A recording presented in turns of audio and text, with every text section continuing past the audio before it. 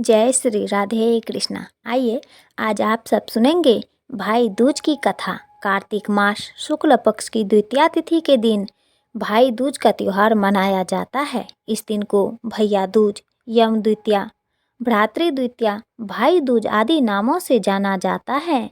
इस दिन भाई अपने बहन के घर जाते हैं और अपने बहन का आतिथ्य स्वीकार करते हैं और बहन उनकी पूजा करती है, उन्हें तिलक करती हैं, जिससे कि यम देवता का कृपा प्राप्त होता है।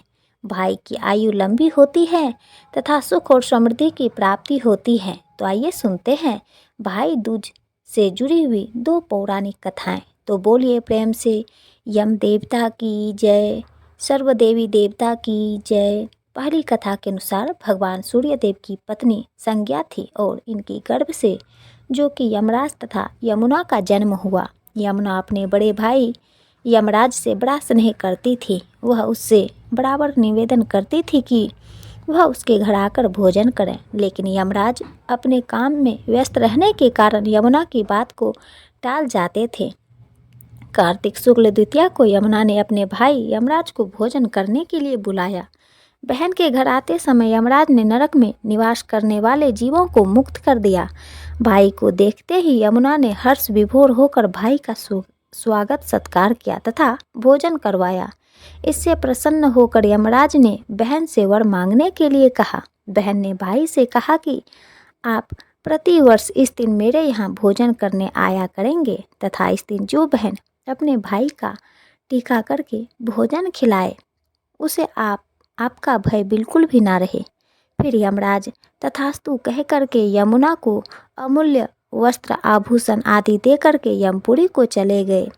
ऐसी मान्यता है कि जो भाई आज के दिन यमुना में स्नान करके पूरी श्रद्धा से बहनों की अतिथि को स्वीकार करते हैं, उन्हें यम का भय नहीं होता है। दूसरी कथा के अनुसार एक बुढ़िया माई थी, उसके 7 बेटे और एक बेटी थी। बेटी की शादी हो चुकी थी। बुढ़िया माई को एक दुख था कि उसके 7 बेटे में से 6 बेटे मर गए थे। जब भी उसके बेटे की शादी होती तो फेरा आता और उसके बेटे को 10 लेता था। बेटे की वहीं पर मृत्यु हो जाती और बहु विधवा। इस तरह उसके 6 बेटे मर गए। 7वां की शादी होनी बाकी थी। इस तरह अपने बेटों को मर जाने के दुख से बुढ़िया माई रो रो कर अंधी हो गई। भाई दूज आने को हुई तो भाई ने कहा कि मैं बहन से तिलक कराने जाऊंगा। माँ ने कहा कि ठीक है।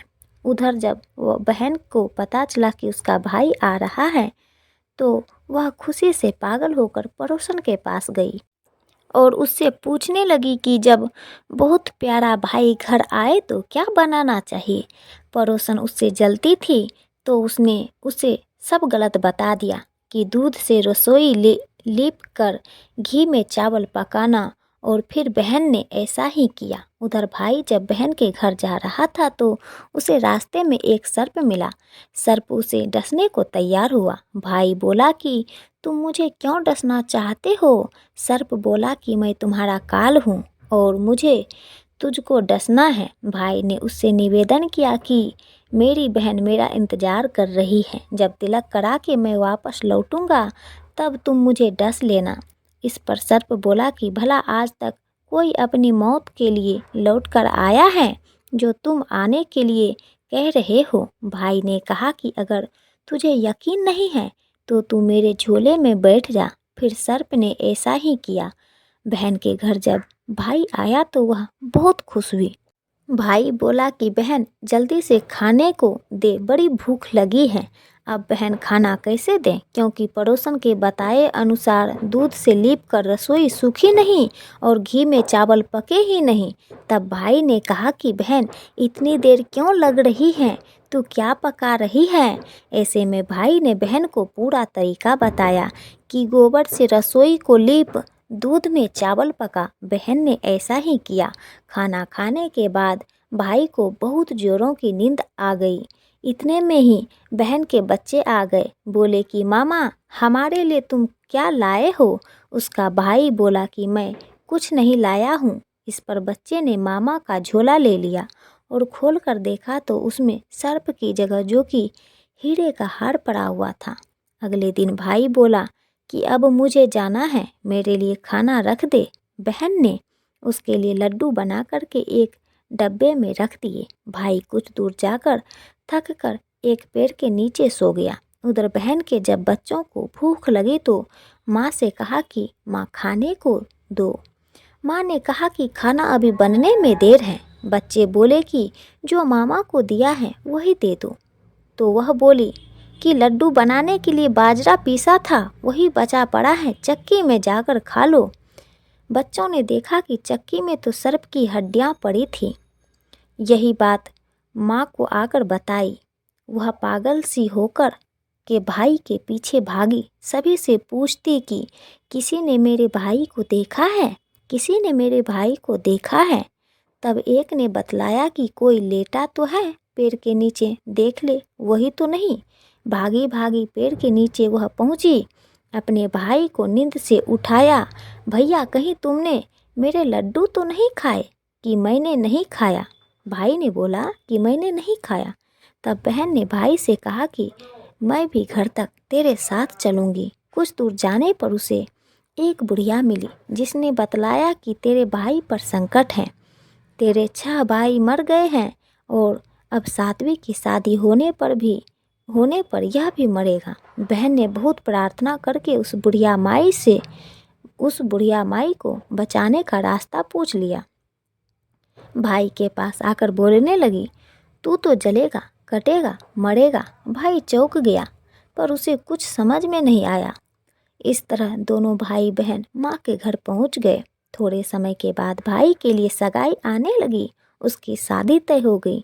जब भाई को सेहरा पहनाने लगे तो वह बोली, इसको क्यों सेहरा बांधेगा? सेहरा तो मैं पहनूंगी, यह तो जलेगा, कटेगा, मरेगा। बहन ने देखा उसमें कलंकी की जगह सांप का बच्चा पड़ा हुआ था। बहन ने उसे निकाल कर फेंक दिया। सभी लोग बहन की तारीफ करने लगे। अब जब भाई घोड़ी पर चढ़ने लगा तो बहन फिर से बोली कि घोड़ी पर यह क्यों चढ़ेगा? घोड़ी पर तो मैं चढ़ूंगी, यह तो जलेगा, मरेगा। सबने उसे घोड़ी पर भी बिठा दिया।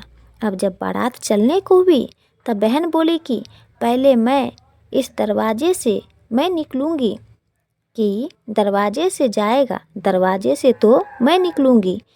दरवाजे के नीचे से जा रही थी तो दरवाज़ा अचानक गिरने लगा।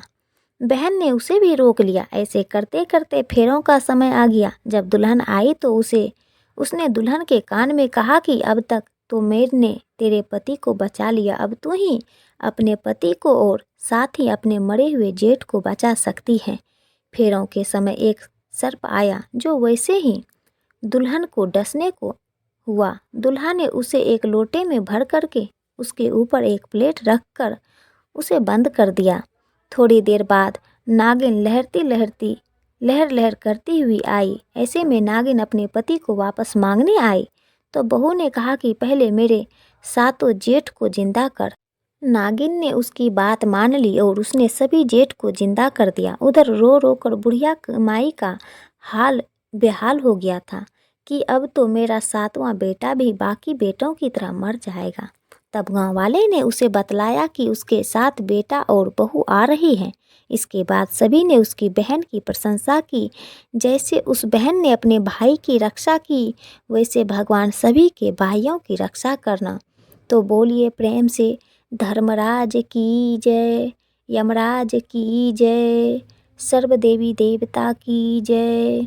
तो आशा करती हूँ कि यह जानकारी आपको अच्छा लगा हो। इसी प्रकार के जानकारियाँ प्राप्त करते रहने के लिए, पूजा के बारे में जानने के लिए, कथा को सुनने के लिए चैनल पर अगर आप पहली बार आए हैं तो चैनल को लाल बटन दबा करके सब्सक्राइब करें, साथ में बेल आइकन घंटी को दबाएं ताकि आने वाली वीडियो की नोटिफिकेशन आपको समय समय पर